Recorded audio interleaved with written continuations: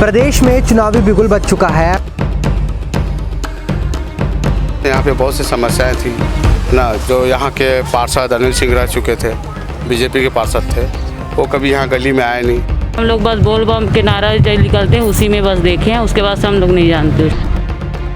आज तक वो कहाँ थे, कभी नहीं आए कि किसका गौतम नगर में किसी का चूल्हा जल रहा है कि नहीं जल रहा है, कोई देखने नहीं आए।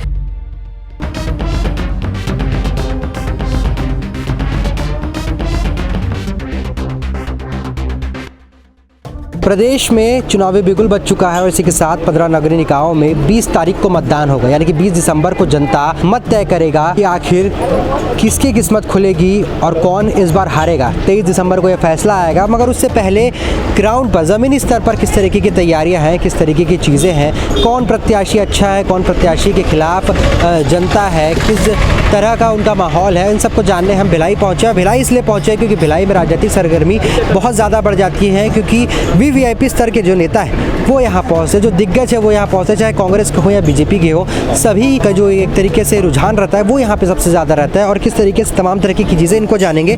यहाँ पर कुछ महिलाएं बैठी हैं, महिलाओं से बात करने की कोशिश करते हैं, क्योंकि महिलाएं जो है घर चलाती हैं और जब पार्षद चुनाव की बात आती है तो छोटी छोटी समस्याएँ, चाहे वो पानी की हो या घर में बिजली की हो, तमाम तरह की समस्याओं जो है उनका एक तरीके से निपटारा करने के लिए महिलाएं भी कहीं ना कहीं होती है। तो महिलाओं का किस तरीके से रुझान रहता है और महिलाएं किस प्रत्याशी को ज़्यादा पसंद कर रही है, इस बात का यहाँ पर देखते हैं। यहाँ पर कुछ लोग बैठे, इनसे बात करते हैं। जिस तरीके से अभी चुनाव होने हैं, चुनाव को लेकर के दो लोग खड़े हुए हैं। मानवेंद्र सिंह मंगल जो है यहाँ से 44 नंबर वार्ड से खड़े हुए हैं और वहीं दूसरे इसके जो विरुद्ध में है दया सिंह है। इन दोनों प्रत्याशी में से कौन सा प्रत्याशी आपको सबसे अच्छा लग रहा है? मुझे तो मानवेंद्र सिंह अच्छे लग रहे हैं, क्योंकि दया हमारे एरिया का नहीं है। वो तो शायद बड़े बड़े हाथ है उनका, बड़े बड़े लोगों को ही वो हेल्प कर सकते हैं। हमारा जैसे वालों को हेल्प करेंगे बोल के मुझे तो पता मालूम ही नहीं लग रहा है, वो करेंगे ही नहीं मुझे लग रहा है। लेकिन मानवेंद्र सिंह क्या है, यहीं का बच्चा है, यहीं एरिया का है,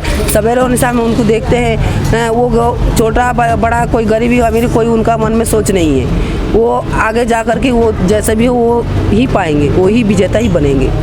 हमारा वार्ड से 44 नंबर वार्ड से। इस वार्ड में किस तरीके की समस्या है, क्या जो मतलब जो आज जैसा आप बता रहे हैं कि मंगल सिंह जो है वो यहाँ आते हैं, उसके बाद जो दया सिंह है वो यहाँ आते हैं नहीं पार्षद से? अब इससे पहले आप कब मिले? पहली बार हम देख रहे हैं उनको, दया सिंह भैया को हम लोग पहली बार देख रहे हैं। सिर्फ वो जो रैली होता है बोल बम वाला उसी में वो दिखते हैं ज़्यादातर।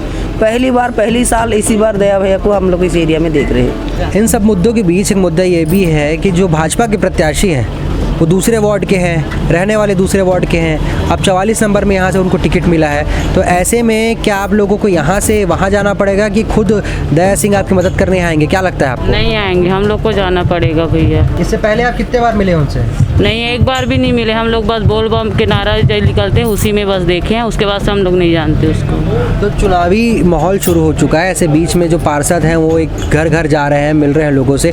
तो कौन से पार्षद आपसे मिलने आए और कुछ पार्टी के पार्षद का कोई दिखाव नहीं है, चेहरा नहीं दिखाया अभी तक? मंगल भैया बस दिखे हैं भैया अभी तक, और कुछ नहीं है। क्या है, वही है, हम लोग का हेल्प कर सकते हैं और कुछ नहीं।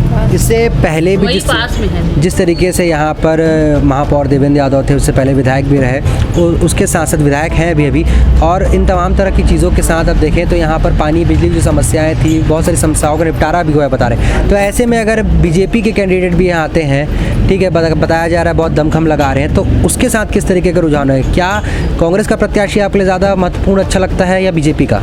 कांग्रेस का प्रत्याशी अच्छा लगता है। जिस तरीके से अलग अलग तमाम तरह के रुझान हैं, इन सब रुझान के बीच महिला जो होती हैं उनका घर का काम होता है, मगर उसके बावजूद पार्षद चुनाव में उनकी भूमिका सबसे अहम होती है, क्योंकि छोटी छोटी समस्याएं, अगर नल में पानी नहीं आ रहा है, इन तमाम तरह की चीज़ों जो है वो घर से ही शुरू होती हैं। और जब घर की महिलाएं बताती हैं कि कौन प्रत्याशी ज़्यादा अच्छा है, तो शायद एक अलग चेहरा सामने निकल के आता है। अब देखना ही होगा कि यहाँ पर दो लोगों के बीच टक्कर है। भाजपा में जो प्रत्याशी है उन पर आरोप है कि वो बाहर के हैं और बाहरी प्रत्याशी को यहाँ से वोट लगाया जा रहा है, मगर दूसरी चीज़ ये है कि यहाँ के जो प्रत्याशी हैं उनका लोगों का ये कहना है कि वो प्रत्याशी यहीं के हैं और हमारे बीच रहते हैं, तो हमारी समस्याओं का निराकरण ज़्यादा अच्छे से हो सकता है। अब ये तय करेगा 20 तारीख को जब जनता मतदान देगी और 23 तारीख को चुनाव के नतीजे आएंगे। कैमरा पर्सन अरुण के साथ TCP24 के लिए स्नेहल सराफ, रायपुर।